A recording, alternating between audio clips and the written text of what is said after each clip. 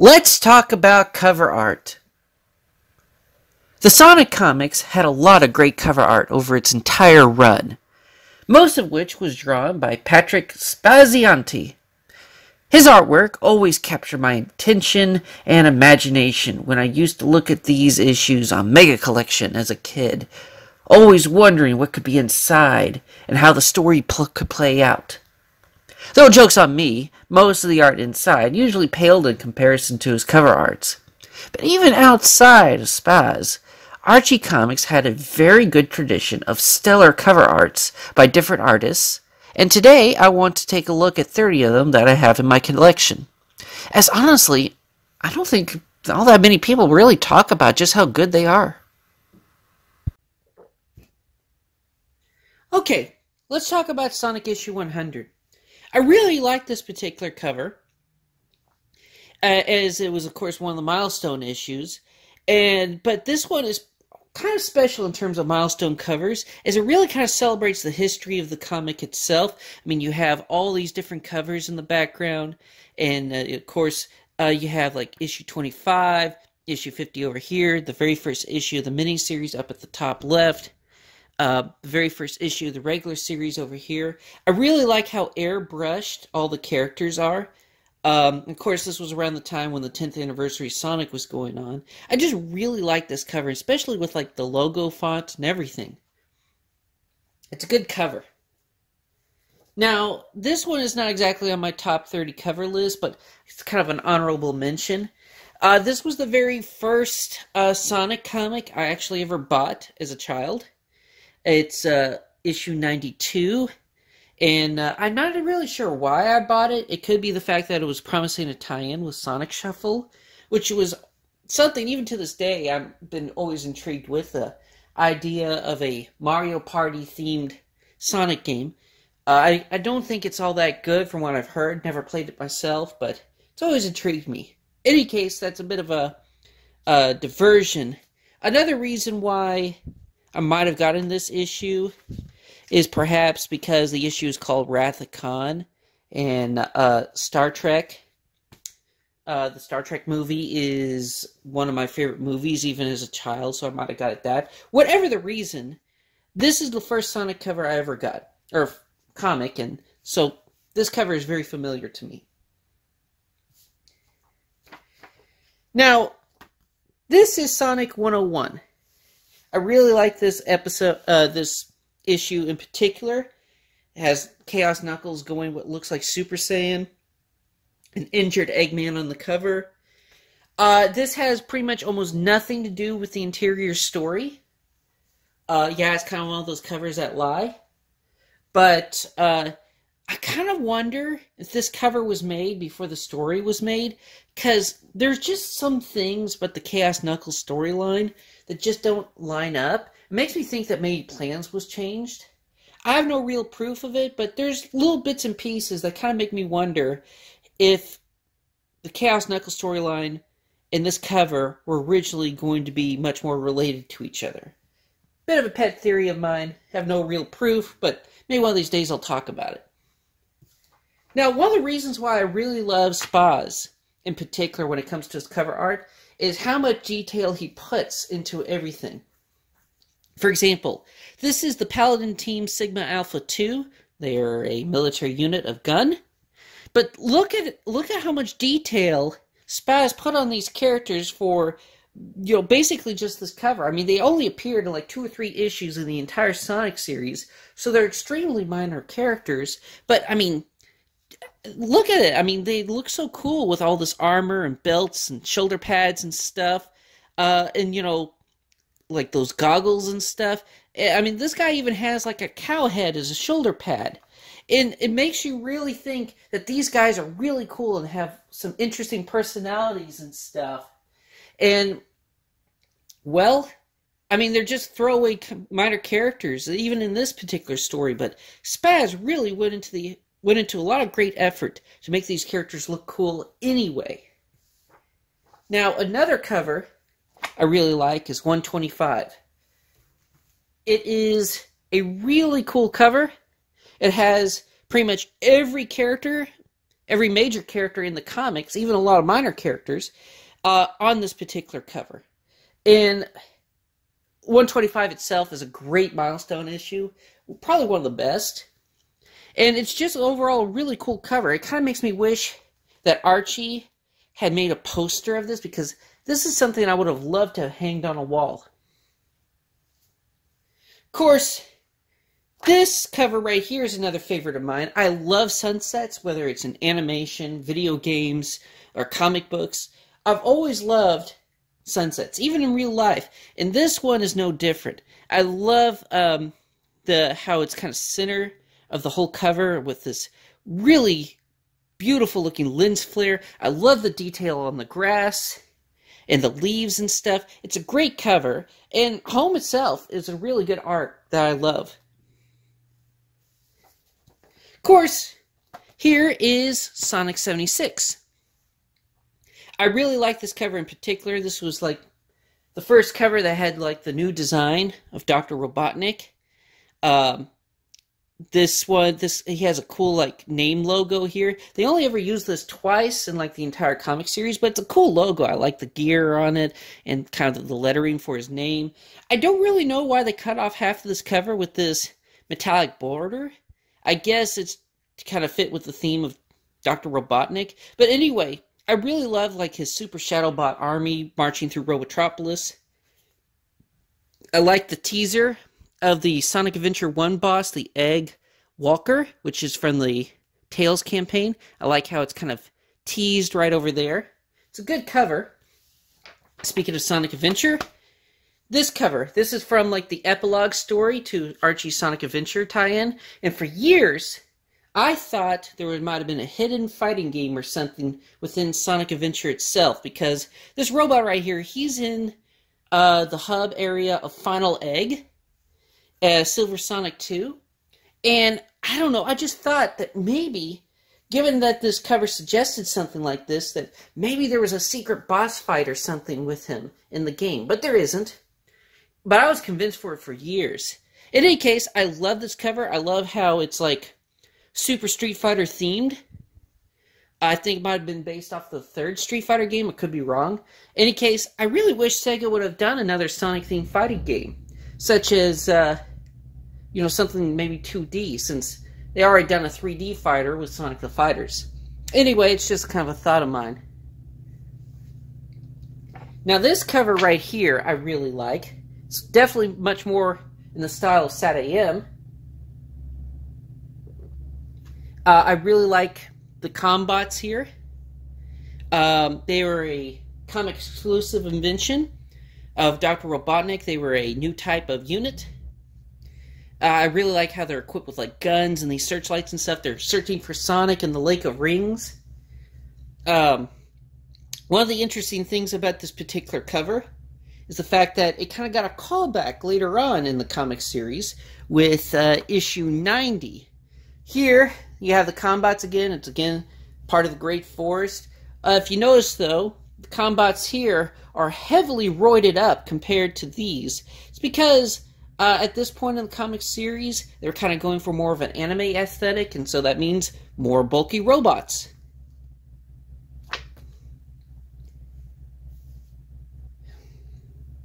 Now this one, I love this cover. It is probably one of my favorite by Spaz. It has this eerie kind of fog in the background, this mysterious castle, this huge gate, and of course you have this Death Knight on the cover. You know, he's riding this this horse, and he has like a burning lance and stuff. He looks absolutely intimidating. This is a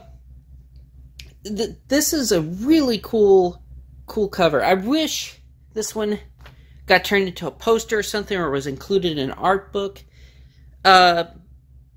Of course, funny enough, this character right here is actually King Max. Of course, you don't really know it for half the book. But unfortunately, this armor design never really returns after this particular story. And unfortunately, as amazing as this art is, the interior art doesn't look anywhere near as good as the cover art. I mean, sure, it's all right. It's still good.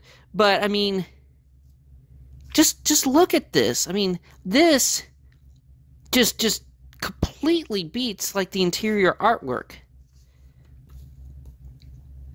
And I really wish like this knight design came back in some form in the comics. Like, how cool it would have been if it was like a whole group of like Green Wraith looking knights designed like this had come up as antagonists in the book. But I digress. I just kind of wish this cool design came back in some way. Now this is a good cover too. I'm not the biggest fan of Mecha Madness. I know that a lot of people are fans of it. I'm not one of them. But it's still a pretty cool comic. I like the design of Mecha Sonic. It's kind of based off of the Sonic 3 and Knuckles design. Especially in the arms. They kind of had the same kind of bulky shape as the sprite from that game. Now, one of the cool things about Mecha Madness is that it actually was drawn by Spaz. So, it's one of the few times in the comic that the cover art matches that of the cover. So it's really cool. One of the few times where it's consistent like that, both in and on the front. This is the other part of Mecha Madness right here. I like this particular cover here. Spaz had a habit for a while of making super busy covers, almost to the point where they're too busy. It just looks like an ugly mess. But this one right here, doesn't fall into that problem. This one is busy, but still well balanced. I love how Knothole is like on fire in the background, and how the flames kind of morph into Robotnik's face up there. I like how Mecha Sonic and Mecha Knuckles is in the center. And I just really love the posing and stuff on this one. This one's a really good cover. Of course, not all covers are completely original. Sometimes they pay tribute to the games. Like this one right here from Sonic Quest, which was a mini-series. This is the third and final issue of it. And here they pay tribute to the main menu screen of Sonic and Knuckles. You know, where you load it up without locking it into Sonic 3, and you have the Death Egg in the background, and you had Sonic and Knuckles on the foreground. It's pretty much a homage to that particular menu. Of course, Spaz sometimes collaborated with other artists. Sometimes he didn't do the entire cover himself. In fact, sometimes he would just do the coloring and inking. Such as this one right here, Brave New World. This is probably one of my favorite issues in the series. And I love this cover art. This cover art right here was mostly drawn by Kim Penders, actually.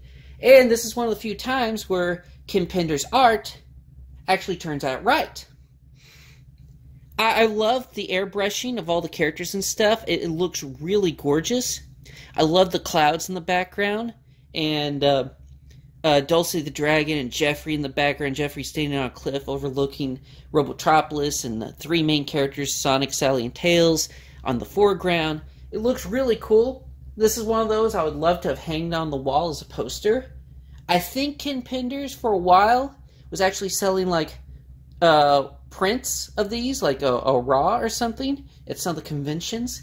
I don't know if he was or not, but it's cool if he was. Now this one I decided to include because this is one of those covers that was actually done by Spaz, but it was also worked on by some group called Heroic Age. I have no clue who they are, and there's really not much information on them, but I'm thinking they were a team of colorists and inkers. In any case, I love how this final version of the cover turned out. The lighting coming off this flame is incredibly well done with how it reflects off of Sonic and stuff. I like how Tails looks on the cover. I like how Monkey Kong looks, though he looks kind of buck-toothed here. But in any case, I really like the posing of it and how intimidating the Iron King looks in the background. The interior art is okay. It's one of those ones where the cover looks much better than the exterior art. This, of course, is the first issue with the Iron Queen in it. Would you believe that she's supposed to be a badger? That doesn't look like any badger I know of. In any case, this is another cover I absolutely love. It's very much Indiana Jones inspired. but I really like it. It's really, really cool. Of course, Nate Morgan is over here in the corner looking like a shriveled up raisin. This is either the Tornado or the Winged Victory. I'm not sure which it is. They kind of flip back and forth on the name on this plane. I like the giant snake and the Robians right here. Also, a little bit of a hidden detail that most people don't notice. As you can see part of Robotnik's head up here. It's kind of hard to see. I always kind of wanted to know what the raw on this looked like, because I have no clue what's going on up here, but there's obviously something here. As you can see, the tip of Robotnik's mustache and head. Estelle, of course, makes a cameo on this cover. He's a Sega character that Spaz absolutely loves, and so he sometimes had him cameo on a bunch of different covers. So if you ever look at the Sonic covers, be on the lookout for this character, because you might see him. This cover right here is another good one. I love all the gadgetry that Sonic has on him, like these goggles and a belt and some other doohickeys. I don't know if that's a raft or a wooden wall, but certainly something that looks cool. I like that it has the egg robos from the Sonic game in this cover. In the Archie Sonic continuity, it was Snively that was the one that actually created these, which is a kind of cool touch. Overall, I like this cover. It's pretty cool.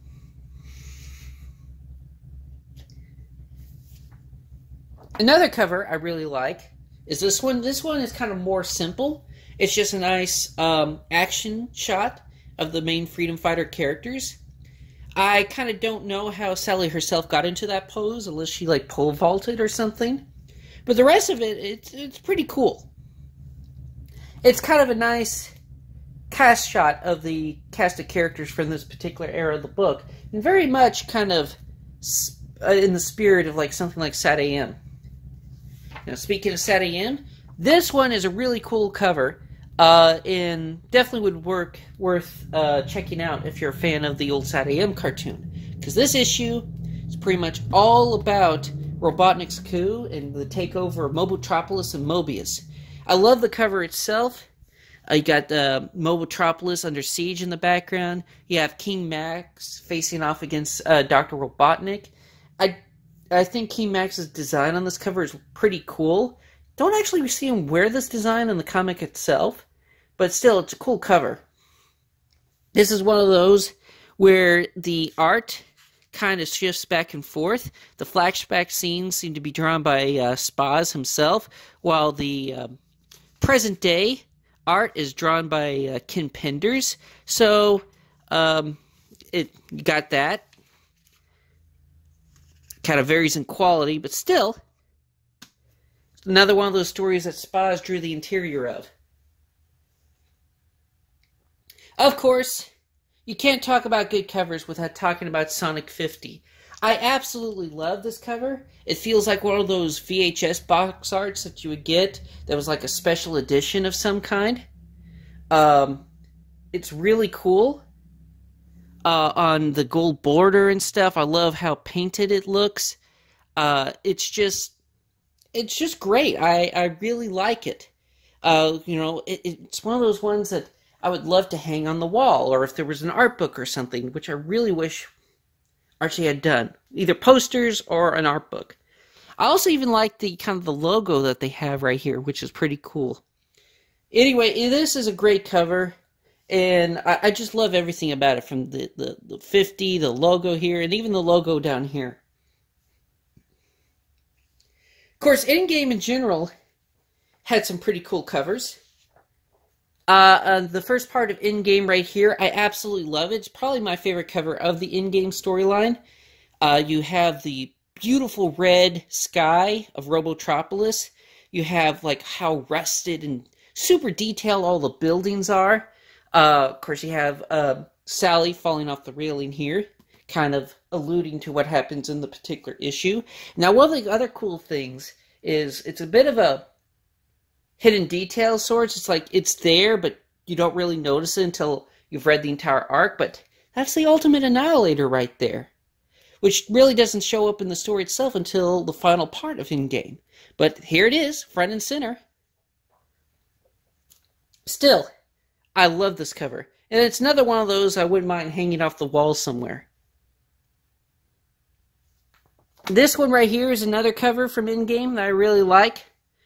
It's kind of paying homage to the movie The Fugitive. In fact, they call it Sonic the Fugitive on this one. I like the detail of like the bruises and scuffs and stuff on Sonic's shoes, the kind of the rest on the cuffs and stuff that Sonic's running. And I like how Jeffrey and some of the other agents are like chasing after him. Looks like Jeffrey's using a gun here. He uses a crossbow usually, but still, it's a cool cover. I love the light from the cave. This is just a really cool cover that makes you want to read it. I mean, it's like both these covers are like, you want to read what's going on in this.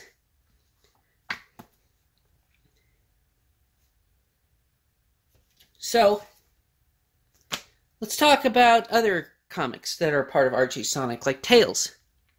I love the Tails miniseries. The covers look absolutely amazing.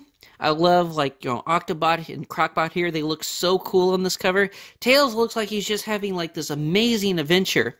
And this is one of those where the cover art is, like, absolutely stellar and looks nothing like the interior art. I mean, the interior art is good, but it's another one of those where it's like the cover art looks just so cool. Especially is true about the final part of the Tales miniseries. I mean, you got a burning forest fire, you have Tails confronting Crocbot on a tank, and you have a Thayer right here climbing up the side. And it just looks like this, everything about this just screams like a final boss fight of sorts. It looks so cool. And Crocbot here looks pretty much nothing like how he does in the actual issue. Let me thumb through it real quick. Yeah, I mean, here he looks like kind of a Ty the Tasmanian Tiger villain. Just a robot crocodile with a Crocodile Dundee hat. But on the cover, he looks absolutely beastly. And funny enough, later issues would kind of base his design closer to this than how he looks in the actual story of this particular miniseries. In any case, it's a cool design. Kind of made me wish there was an actual boss fight that kind of resembled this. Honestly, Tails needs to get more spin-off games. He's my favorite character, and they don't do enough with him. Now these, I haven't taken the slips off of them yet. Gotta protect your comic books after all. This is from the Knuckles miniseries. This is from the third part, where the Chaotix is all possessed or mind-controlled by Enerjack, and they're fighting Knuckles in the ruins of, I think that it's like the Dark Citadel or Dark Tower or something. Anyway, you got a statue of, I think it's Dimitri back there, who's the character that became Enerjack. It's a really cool cover. It's one of the few times where it's like you get the entire cast of Knuckles on a cover. Because really, Kim Penders didn't really use the Chaotix that much. But anyway, this is a cool one. And I like how the possession actually looks with their eyes glowing, without being like too over the top of it. The other miniseries here has the other issue from the miniseries I included here is this one. This is actually the second part. I really like this one because, well, just look how much detail this giant sandworm that's after Knuckles looks. I mean, this is such a cool monster design. It makes me think of like something like Shadow Colossus almost. It's just, and you have Archimedes right here. It's a cool cover. It's actually one of those times where the cover art actually matches up to a scene that actually happens in the book itself. But anyway, it's a cool cover. Makes you want to read it.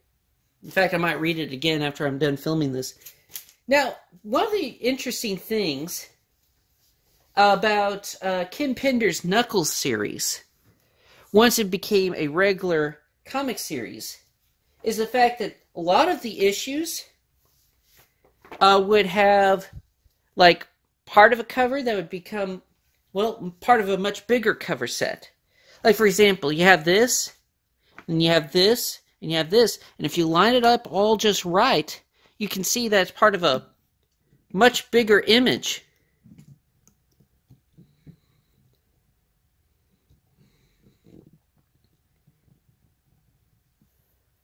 I mean, it's pretty cool, and it kind of makes you think that, dang, it would be cool if they released a poster of something like this, because it's a cool, clever detail that, again, I don't really see that many people talk about when it comes to Sonic comic covers, that sometimes some of these would have more than one cover where it's like kind of makes up like a bigger picture when you line them up.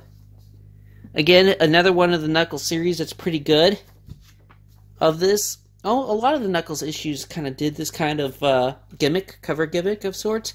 But this is another one that's pretty cool. I mean, it's like, this is from the Brotherhood headquarters.